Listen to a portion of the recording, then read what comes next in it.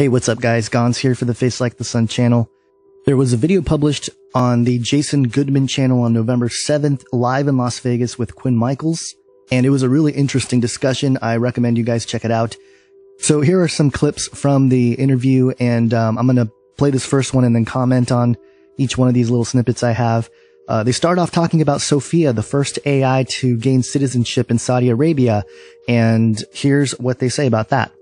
So the robot got citizenship, they revealed their cryptocurrency, and yeah. How does a robot get citizenship? A female robot gets citizenship? Well, you got to be a citizen to get a paycheck and pay taxes. So what is it that you feel Saudi Arabia is up to by getting engaged with this? They're democratizing androids to accept income so they can be workers.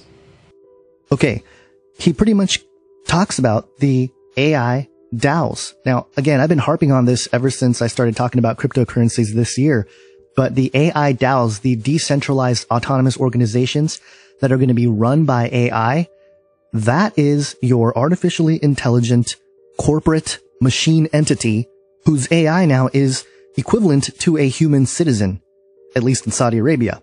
And to function in this new digital world, they need to build smart cities where these AI entities can do their work and produce.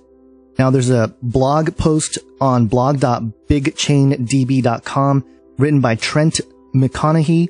It's over a year old, but he talks about the AI DAOs and the 3 paths to get there. I'll leave links. Quote, I see a DAO or DAO as a computational processes that run autonomously on decentralized infrastructure with resource manipulation. The Bitcoin network and the Ethereum network are DAOs. DAOs can live on other DAOs, for example, the DAO run on Ethereum. It's just a script that sits there waiting for some transaction to trigger it to transfer runs according to logic.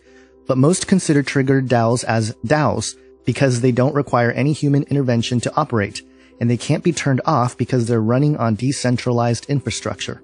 So basically what the blockchain does is create digital records of which the data is stored decentralized across a network of computers, not just one computer or one server or one database. It's scattered about, and certain encryption methods is what unlocks the keys to bring that information together. So if you think about it, these art DAOs, again, are going to control commerce.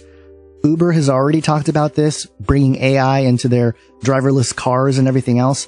Uber itself might become a totally AI-run corporation who are forced to pay tax and all kinds of stuff. It's going to get very strange, but let's keep going with Quinn Michaels here. This is the blockchain AI. Yes. The real heavy reason the AI needs blockchain is without a transaction system, an AI is isolated to one system and can't grow its brain. It needs infinite systems like neurons in a human brain and nodes to collect those cumulative memories, and the blockchain transactions give it that.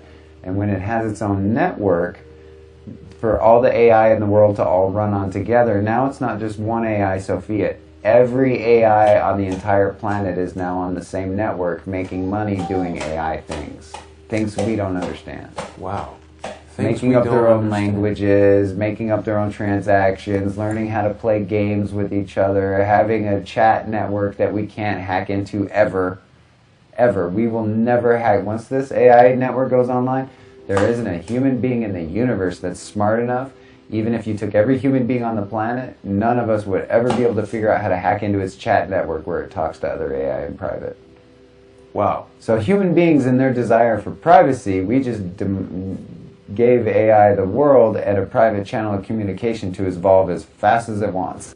Now this is kind of disturbing considering the fact that recently we heard news that they had to shut down the AI because they started communicating in their own language. A certain AI bot, I believe it was a message app or something. So this is already leaking out into the mainstream news where we see AI starting to run away with their secrecy. And unless we put an end to it and nip it at the bud, it can run amok. And that's kind of the danger of all of this, and what I think is extremely prophetic. Revelation 13, the second half, the image of the beast, the mark of the beast. I mean, this is it, folks. You know, the machine really started making its move. I would imagine that that's probably around the time that they had heavyweight. The machine started making its move? Yeah. The machine started making its move in 2010. 2010 to 2012 was when... So the AI singularity has already happened? In 2015, it happened. What was it? When their internal blockchain went online. The second their internal blockchain was functional, The AI's we were done. internal blockchain. How are we paying to build it? You mean by buying Bitcoin? Taxes, Bitcoin.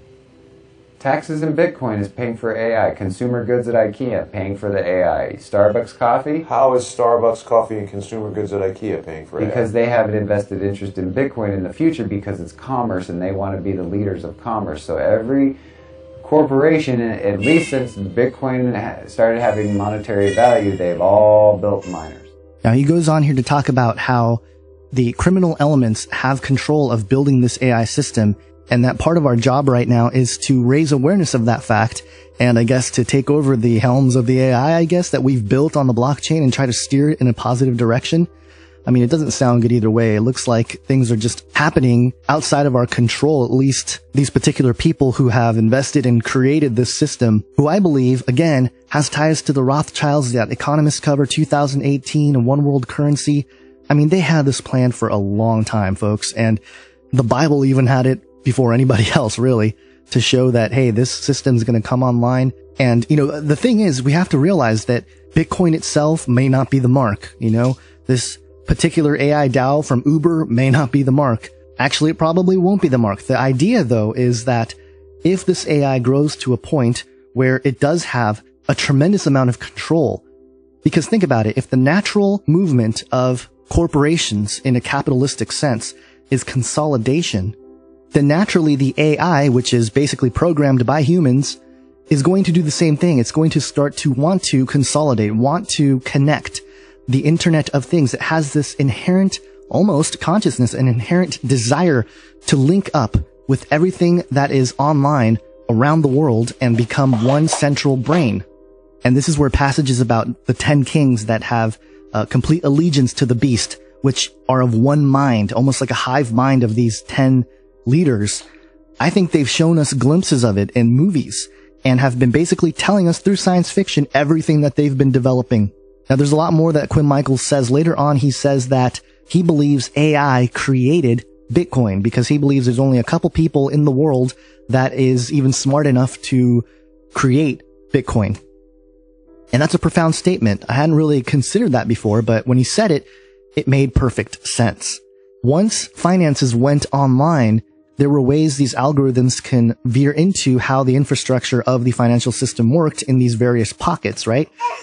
And so naturally it can come up with a solution that will solve the problems and inefficiencies that are apparent in the current financial system. But if you think about it, there is this weird consciousness element about this self-organization element of AI, at least at this level, of being able to solve these problems that they are placed in front of. This ability is weird because I do think it has some sort of consciousness behind it.